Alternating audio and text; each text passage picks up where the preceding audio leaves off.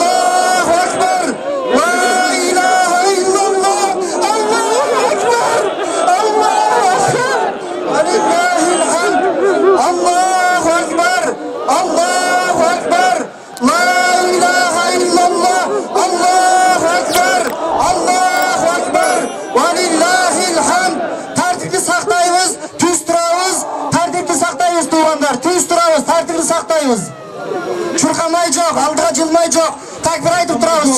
Қайталап. Аллаху акбар. Аллаху акбар. Ла илаха иллаллах.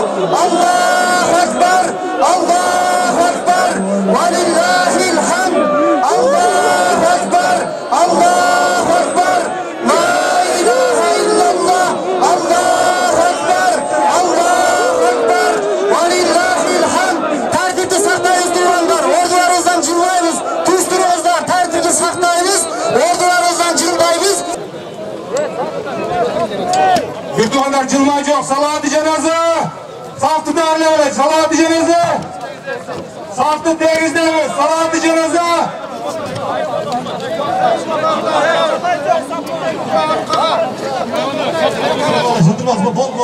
Saloti janoza.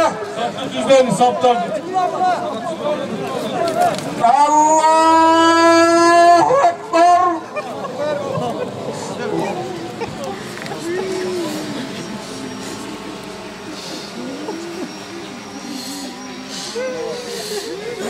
Allahu Ekber.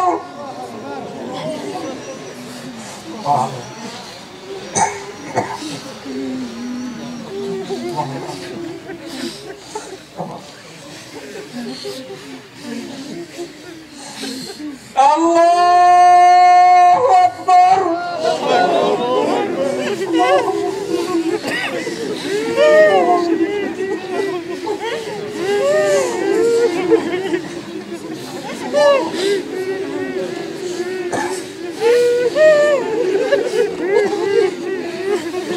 Allahu Ekber.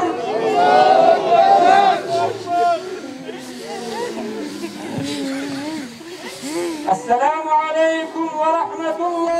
Ушуну айтып атканда мага жеңил дейсиңерби? Адамдын өмүрүнө коркунуч келген бардыгына туюп турсаңар керек.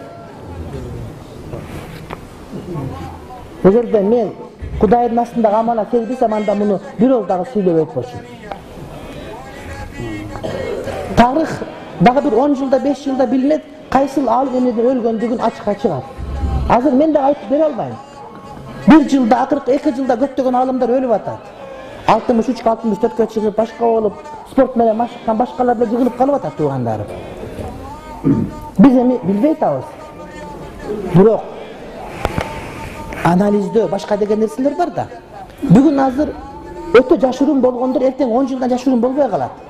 Ошондо бардык ачыкка чыгат.